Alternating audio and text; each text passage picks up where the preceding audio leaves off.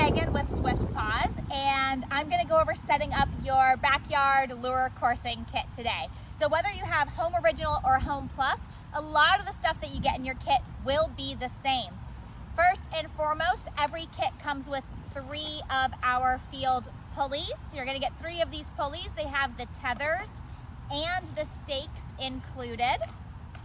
You're also going to get our charger for your battery. This is the cable that plugs into the wall, and then you plug the battery into this charger. It's going to read the status of the charge while it's charging, so whatever the voltage currently is. It is also going to change over and read FUL when it is fully charged. You want to make sure that you fully charge before you play for the first time. We also include a LiPo safety bag.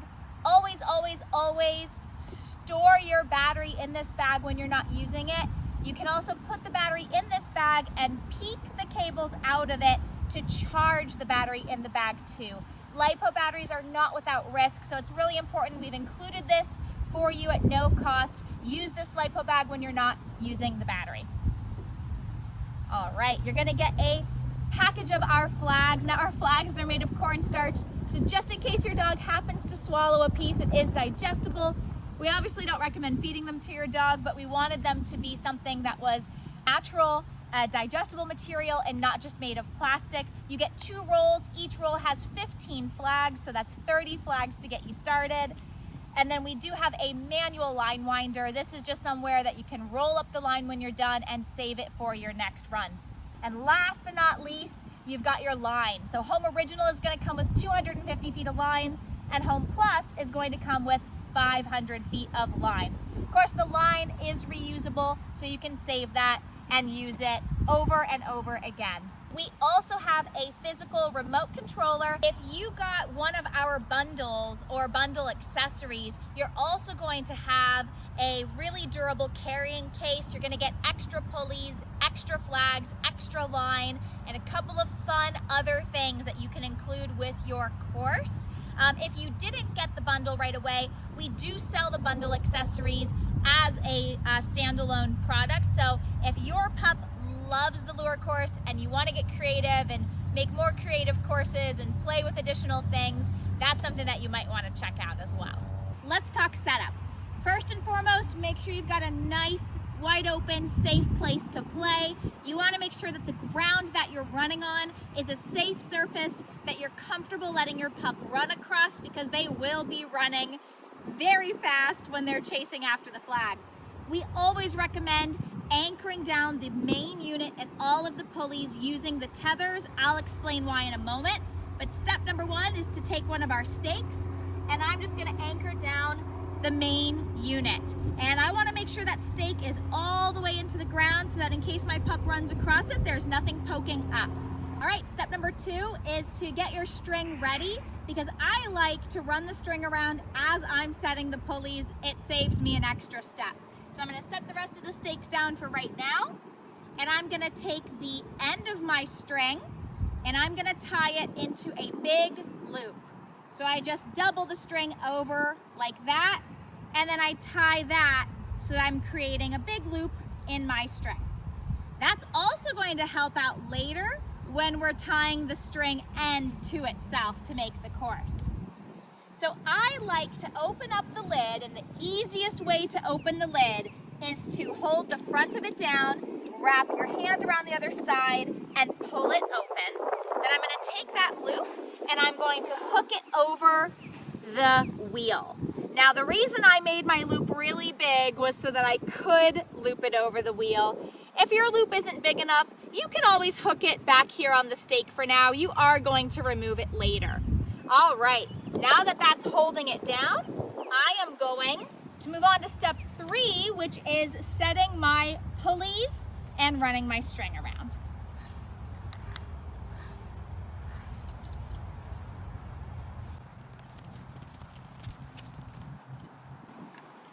Now I mentioned that you want to use these tethers all the time, and here's why. When I'm setting my pulley, my tether is going to be outside of the turn, my pulley is going to be inside the turn. The pulleys open up just like this, and that string is going to loop around the pulley and you can close it. And that is what's going to allow that string to make that turn. When I anchor this into the ground with the tether, so I'm gonna anchor that in all the way down so there's nothing sticking up. If this now is under tension and my pup were to come in and run into the pulley, it can move out of the way. And that's really important for safety. We don't want this anchored straight into the ground or the machine because it just gives something there that's firm that they could stub their toe on. So we always use the tethers, and our pulleys and machine are also fully enclosed. So there's nothing spinning that they can step on the top. We take safety really seriously here, and there's just a few things that you guys can follow to make sure that this game is as safe as possible for your pups to play with as well. Okay, I'm gonna set the rest of my pulleys and then I'll meet you back around at the front.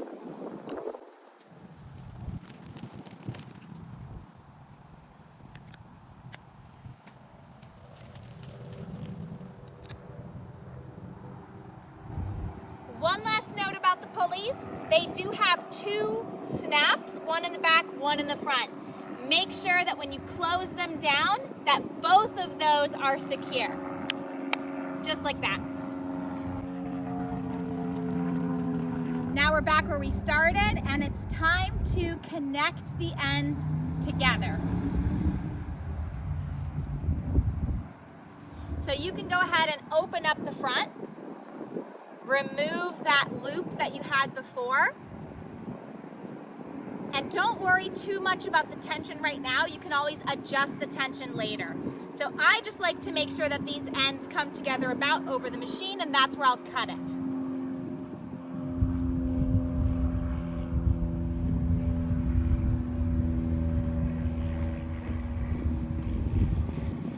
Now you've got a loop on one end, you're gonna tie a knot in the other end. And I like to tie a double or triple knot. A big ugly knot is totally fine. It's gonna give the loop something to grab onto. And if you have trouble making this knot work, you can just tie the ends together. This is just a way that I found works really well for us. So I've got this big ugly knot in one end, I've got that loop that I made on the other end. I am going to stick my fingers through the loop and I'm gonna feed it back through itself. So I'm gonna reach down, grab the line and pull it through the loop. Now I've got this sort of slip loop. I'm gonna feed the knot into that slip I just made and let it secure down. And that's how I like to tie the ends together. Now before I hook this onto the machine and worry about tension, I also need to tie on the flag. There's a few ways that you can do this. I like to tie another loop, so I'm just gonna double the ends over and tie a big loop into my line just like that. And you remember that same trick that I used to tie the ends together, I will use to tie my flag on. Now the flags are perforated and they don't have any closed ends, so don't use them as poop bags. They're definitely not meant for that. You're gonna stick your fingers through, reach down, pull it through itself just like that, and then the flag goes into that loop and it tightens down just like that. Okay, so now, oh, that's a little bit tight. I can't quite reach my unit, and that's totally okay. At this point, I'm gonna work on tension. So I'm gonna remove my stake, move it forward, and then I want to sort of play with that tension. You can see it go slack and tight. I wanna pull it back just until I see that string rise up off the grass and come under tension. You want it to be as little as possible, as much as necessary. So I'm just gonna play with that until, there we go, I think it's right about there is good. If you're running and it seems like it's slipping, add more tension. If it seems like it's struggling to run, try less tension. Now I'm gonna close the lid and make sure that my stake is all the way into the ground. And now it's time to put the battery into the machine. So now I'm going to take my battery out of the storage bag and the smaller connector is for charging. The larger XT60 connector is for running. So you're only plugging in one at a time. So I am going to plug this into the unit. And I'm gonna slide my battery cover right over the top. All right, now we should be ready to run. Before I do, I'm gonna clear off my area. I can use my tote bag, or if I got the bundle, I can use my SwiftPaws bag to put everything inside of. Make sure that the area is nice and clear before we bring the dogs out. So I am gonna use the physical remote here. The remote has an on-off button right there that I'm going to push. That light goes on, and when I start to push or pull, it's gonna start my play session. The machine has an on-off button right here, and it's gonna make a series of tones to get started and a connection tone telling me that it's connected with the remote. Now when I start pulling the trigger, it's going to take off. When I pull the trigger down, it's gonna go the other way. So our remotes have a built-in 90-second play session timer. When you press the on-off button and start to play, the light will go solid green. That means the 90 seconds has started. After 80 seconds, the remote will vibrate in your hand. The light is gonna change from green to red, and that is a 10-second warning. If you don't do anything, it will turn off the motor after 10 seconds and turn off the remote, and you just have to turn the remote back on to initiate a new session and start to play again. Or you can press and hold the button until the light goes green, and that is going to initiate a brand new 90-second session, basically overriding that shut off. That's just another one of our safety features so that you can remember to check your dog, see if they need some water or if they need to take a break. Your Home Original or Home Plus unit has a series of audible tones that help tell you what it's doing. First, a series of upward tones when you turn it on.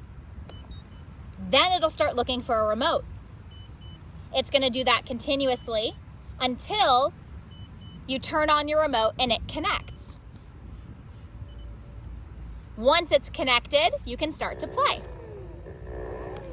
It does also have a stall feature. So if your pup steps on or the line or grabs the flag, it has a stall warning and also a stall.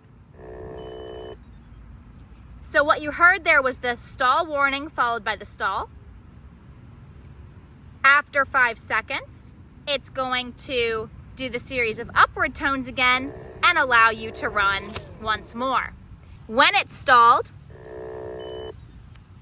you will not be able to run the motor until it goes back into action.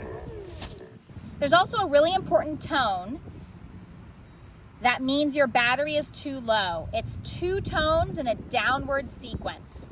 When you hear this tone, your battery needs to be charged. It wouldn't be a SwiftPaws setup video without letting one of our dogs come out here and give it a try. This is Hershey. He's gonna have a little fun. We always recommend that you know your dog best, so keep an eye on them, make sure that they're not getting overheated and that you're taking plenty of breaks in between sessions. We recommend no more than 2 play sessions per dog per day, but as always, just keep an eye on them and make sure that you guys are staying safe while having fun. All right, Smash, let's give it a go.